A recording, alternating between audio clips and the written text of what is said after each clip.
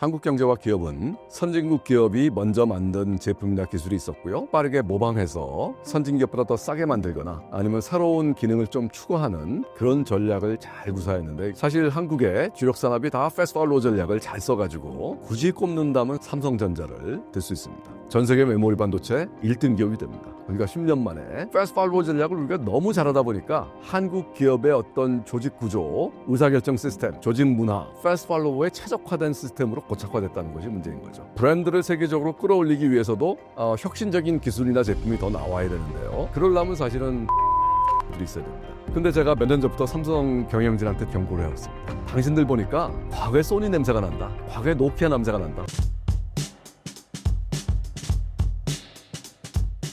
안녕하세요. 서울대에서 경영전략과 국제경영 강의하고 있는 송재현 교수입니다. 저는 서울대 오기 전에 미국의 펜실베니아 대학의 워튼스쿨에서 박사를 받고 뉴욕에 있는 콜롬비아 대학에서 교수를 하다가 연대를 거쳐서 서울대에서 강의를 하고 있습니다. 서울대에서 강의하는 건 말고 2021년도에는 전미경영학회, 흔히 미국경영학회라고도 불리는데요. 거기 국제경영분과 회장으로 선출돼서 1년 동안 봉사를 했고요. 삼성전자라든지 한국 대기업들에서 자문교수도 많이 했습니다. 그래서 삼성웨이라고 삼성전자의 경쟁력을 분석한 책을 국내외에서 출간을 하기도 했고요. 스마트 경영이라든지 패러다임 대전환, 또 전략경영 마스터하기 같은 책을 쓴 바가 있습니다. 한강의 기적이라 불리는 고도성장을 이룰 때 패스트 팔로워 전략을 사용했습니다. 패스트 팔로워 개념과 한국 기업은 어떻게 적용했나요? 한국 경제와 기업은 후발주자였습니다. 후발주자였기 때문에 선진국 기업이 먼저 만든 제품이나 기술이 있었고요. 이거를 빠르게 모방해서 선진기업보다 더 싸게 만들거나 아니면 새로운 기능을 좀 추구하는 그런 전략을 잘 구사했는데, 이걸 흔히 패스트 팔로우 전략이라고 이야기를 하고 있습니다. 특히 초창기에는 아무래도 선진기업보다 싸게 만드는 것이 중요했기 때문에 낮은 임금, 또 높은 노동 투입 시간을 활용을 잘 했고요. 또 1960년대부터 한 80년대 정도까지 정부 주도의 고도 경제 성장기였고, 정부가 이제 선진국을 추격하기 위해서 정책금융 등 각종 지원을 집중시켰고, 이 정책금융 등을 받아서 만든 세계 최대, 동양 최대 공장으로 규모의 경제를 달성해서 또 원가를 낮출 수 있었습니다. 이렇게 해서 돈을 번 다음에 기업들이 R&D 투자를 많이 하면서 사실은 선진 기업이 이미 개발한 기술을 조금씩 개량해서 조금 더 원가를 낮추거나 좀 더 품질을 높이거나 하는 소위 점진적 혁신을 한국 기업들이 굉장히 잘했고, 이를 통해서 한국에서 세계적인 기업들이 탄생할 수 있었습니다. 1980에서 2000년대 중 성공적인 패스트 팔로워 사례로 꼽을 수 있는 기업 또는 산업이 있다면 어떤 곳이 있을까요?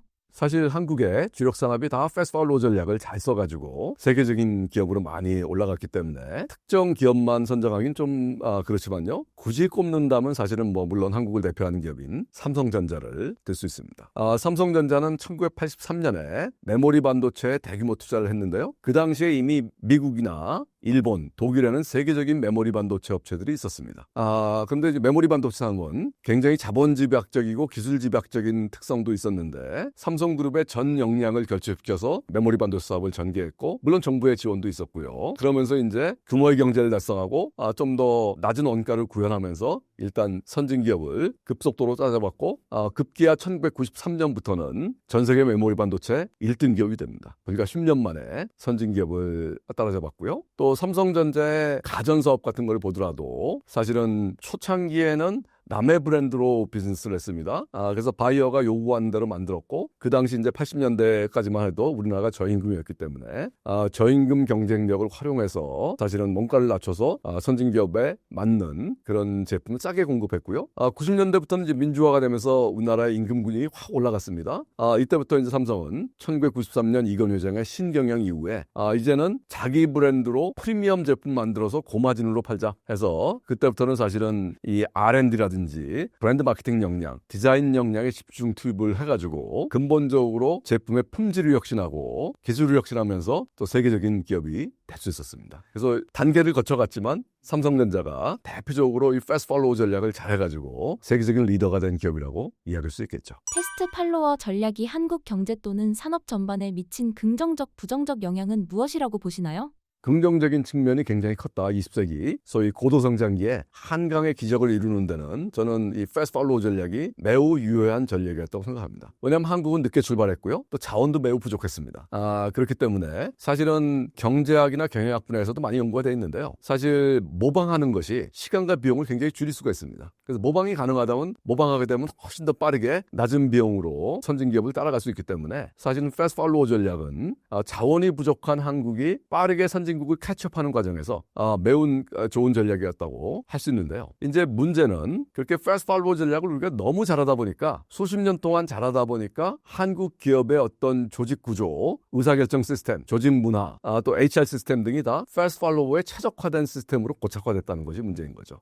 그러다 보니까 굉장히 위계적인 의사결정 구조, 수익적인 조직 구조와 조직 문화, 또 실패를 용인하지 않는 조직 문화, 연공서열 위주의 보상 시스템 등등이 고착화되면서 이제 한국 기업이 사실은 한국 경제나 기업이 굉장히 높은 수준에 올라와서 이제는 패스트 팔로워 전략에서 점점 더 전 세계 시장을 선도하는 선도 전략으로 가고 리더가 돼야 되는 상황에서도 사실은 그러면 다른 조직 구조와 조직 문화, 시스템이 필요한데 변신이 쉽지 않은 것이 지금 문제라고 볼 수 있습니다. 해외 기업과 비교했을 때 한국 기업들이 팔로워에서 리더로 도약하는데 어려움을 겪는 구조적 요인이 있다면 어떤 것이 있을까요?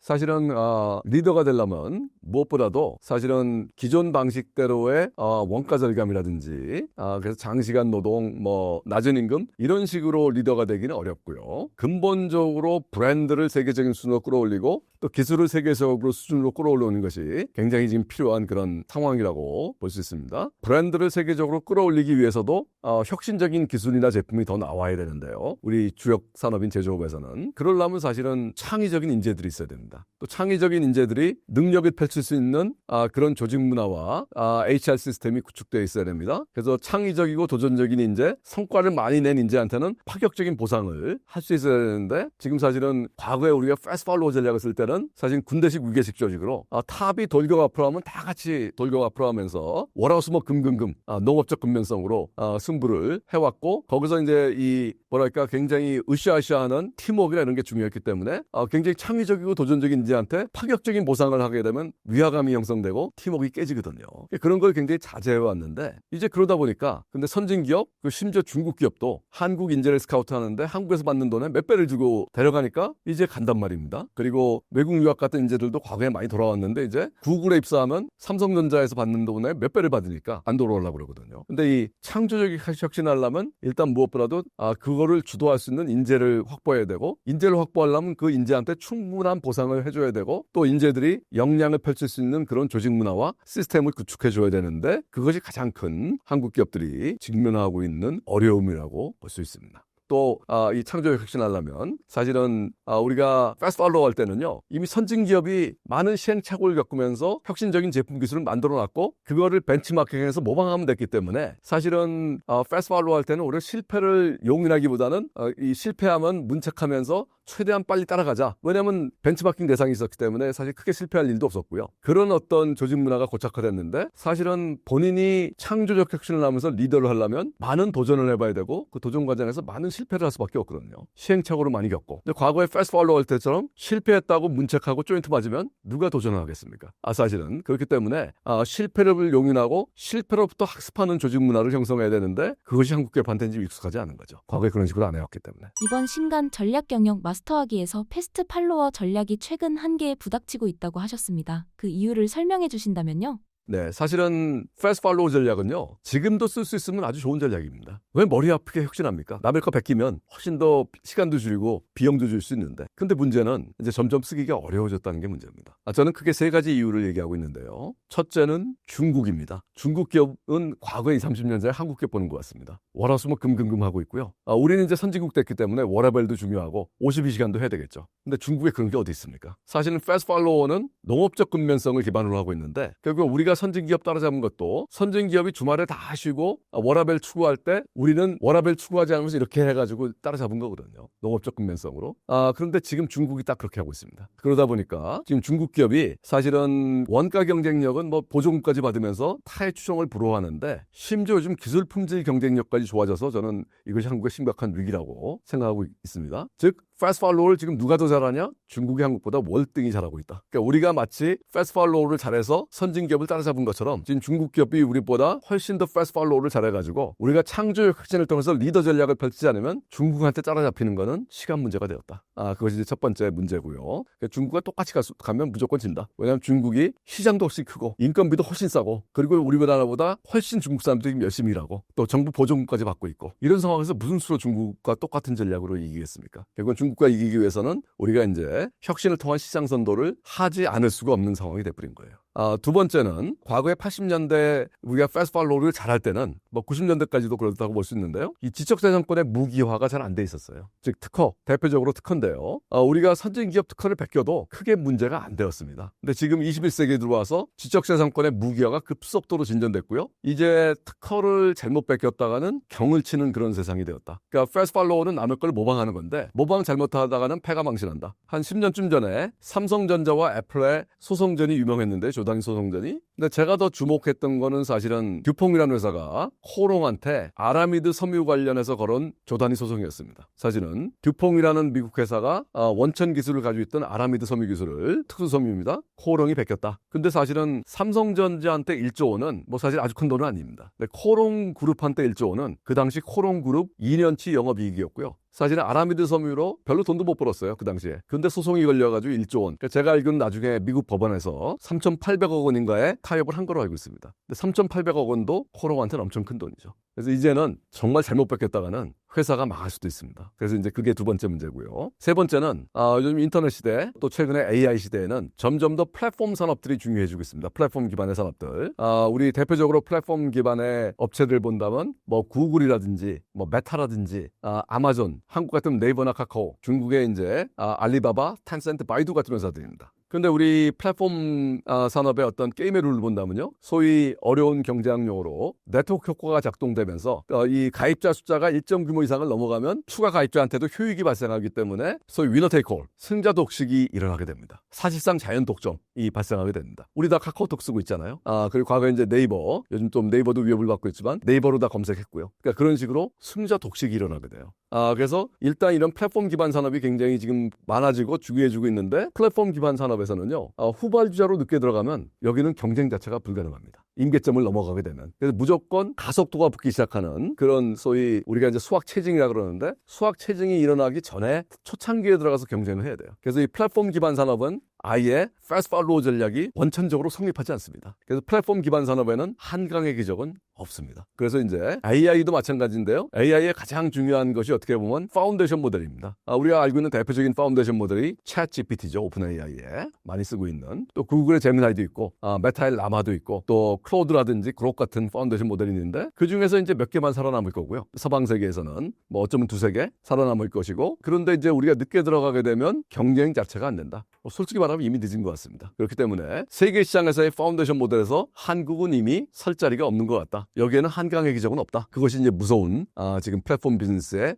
세계죠. 최근 삼성의 상황이 좋지 않은데요. 현재 삼성이 가지고 있는 단점과 한계는 어떤 게 있나요? 사실 제 삼성웨이 책은 전 세계에서 베스트셀러가 됐는데요. 뭐 영어판, 중문어판 많이 나왔습니다. 그래서 삼성전자가 월드클래스 컴퍼니가 어떻게 됐냐 400페이지로 분석을 했는데요. 그런데 요즘 저한테 많은 사람들이 물어보고 있습니다. 삼성전자가 왜 이렇게 되고 있냐 지금. 근데 저도 참 안타까운데요. 이렇게 얘기할 수 있습니다. 삼성전자가 세계적인 기업이 된 데는요. 지난 30년 동안에 두 번의 큰 패러다임 변화가 있었습니다. 첫 번째는 이제 아날로그 기술에서 디지털 기술로 전자산업의 기술적 패러다임에 대격변이 있었습니다. 20세기는 아날로그 기술의 시대였고요. 아날로그 기술 시대 절대 강자는 소니 등 일본 전자업체였어요. 그런데 신경영 이후에 삼성이 1990년대 후반에 21세기는 디지털 기술의 시대가 된다. 아날로그 시대는 우리가 뒤졌지만 디지털 시대는 출발점이 같다. 우리가 먼저 선제적으로 공격적으로 투자한다면 일본을 잡을 수 있다. 그래서 1998년에 세계 최초의 상용화된 디지털 TV를 미국에 출시한 회사는 소니가 아니고 삼성전자였습니다. 그래서 디지털 TV 시대가 본격화되면서 또 디지털 시대 총화가 휴대폰입니다. 그래서 이 TV와 휴대폰을 중심으로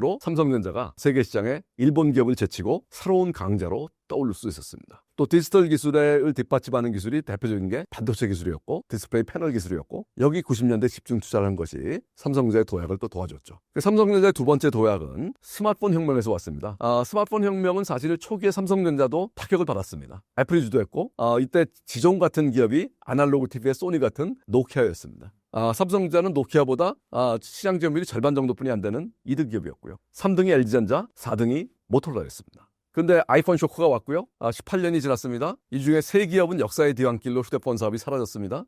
M&A 당했거든요. 근데 삼성전자는 올해 전화위복이 돼서 판매 대수 기준으로 12년 연속 스마트폰 시장 1등을 했죠. 왜냐하면 스마트폰이 세상을 바꾼다는 걸 깨닫고 빠르게 대응했기 때문에. 두 변화를 보면 우리가 뭘 알 수 있죠? 패러다임 변화 시기는요. 시대를 풍미했던 선도기업, 바로 소니나 노키아 같은 기업이 위험한 시기입니다. 왜냐하면 자꾸 현실에 안주하기 때문에. 근데 이 패러다임 변화 시기는 삼성전자 같은 후발주자한테는 도전자한테는 절호의 기회가 됩니다. 삼성전자는 그 기회를 잘 살렸고요. 디지털 혁명은 선도했고 스마트폰 혁명은 선도는 못했지만 빠르게 전 그룹의 역량을 결집해서 가장 잘 대응을 했습니다. 근데 제가 몇 년 전부터 삼성 경영진한테 좀 이렇게 경고를 해왔습니다. 당신들 보니까 과거에 소니 냄새가 난다. 과거에 노키아 냄새가 난다. 너무 잘 나가다 보니까 이제 점점 더 조직이 관료주의화되고 단기 성과에 집착하기 시작하고 그래서 당신들이 패러다임 변화가 없으면 큰 문제 없다 그래도 왜냐하면 압도적인 규모의 경제가 있고 브랜드 파워가 있기 때문에 그런데 과거의 디지털 혁명 또 과거의 스마트폰 혁명 같은 그런 패러다임 변화가 오면 당신들이 제대로 대응 못하면 상당히 위험할 수도 있다. 근데 그것이 왔네요. 바로 2022년 말부터 시작된 AI 혁명입니다. 지금 삼성전자 특히 핵심 사업은 반도체입니다. AI 혁명에 제대로 대응 못해서 지금 얼마나 고전하고 있습니까? 반면에 SK 하이닉스, 이 엔비디아의 AI 가속기에 들어가는 HBM 메모리를 거의 압도적인 점유율로 납품하고 있습니다. 그리고 미국 기업 마이크론 또 납품을 하고 있는데 유독 삼성전자만 엔비디아한테 납품을 못하고 있어요. 너무 안타까운 상황이죠. 결국은 좀 단기 성과에 집착하고 안주하다가 제가 알기로는 2019년에 HBM 메모리 선행 개발팀을 해체하고 이런 과정에서 실기를 하는 바람에 또 지금 보십시오. 이 HBM 메모리와 엔비디아의 GPU 등을 다 합쳐서 이걸 AI 가속기로 제조해주는 회사는 대만의 TSMC입니다. 소위 파운드리라는 사업이죠. 근데 그 파운드리 사업의 세계 2등 기업은 삼성전자입니다. 근데 지금 삼성전자는 발도 못 붙이고 있습니다.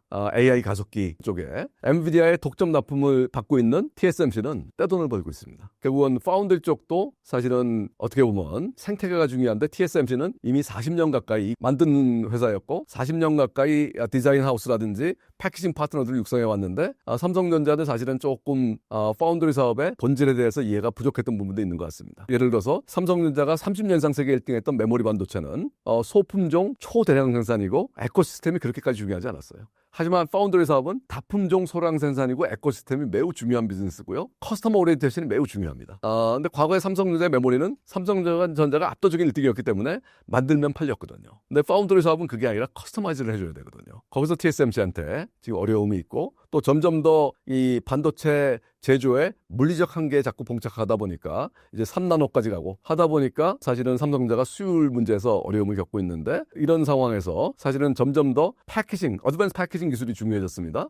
이 부분도 삼성전자가 과거에 권오현 회장 시절에 연구를 많이 진행하다가 이 부분 연구를 또 지난 몇 년 사이 소홀히 하다가 지금 사실은 이게 굉장히 중요해지면서 파운드리 사업에서도 어려움을 겪는 과거의 삼성전자 같으면 사실 상상하기 힘든 일이었습니다. 항상 어느 기업보다도 먼저 장기적인 투자를 하고 선행 기술 개발을 하고 근데 그게 지난 몇 년 사이에 조금 약화되면서 근데 하필이면 이때 AI 혁명이 오는 바람에 사실은 어려움을 겪게 되는 그래서 이제 여러 가지가 겹친 것 같습니다. 어떤 조직 문화가 점점 더 관료주의화된 부분 또 단기 성과에 점점 집착하게 된 부분 보통 이게 1등 기업이 겪는 문제였거든요. 패러다임이 안정적인 시기에 삼성전자도 똑같은 문제에 지금 직면을 했는데 하지만 저력이 있는 기업이고요. 여전히 우수 인재도 있고 지금 문제점을 다 인식하고 있기 때문에 앞으로 한 삼성전자한테는 한 1, 2년 정도의 시간이 남은 것 같습니다. 1, 2년 사이에 꼭 턴어라운드를 할 수 있기를 저도 기대하고 있습니다.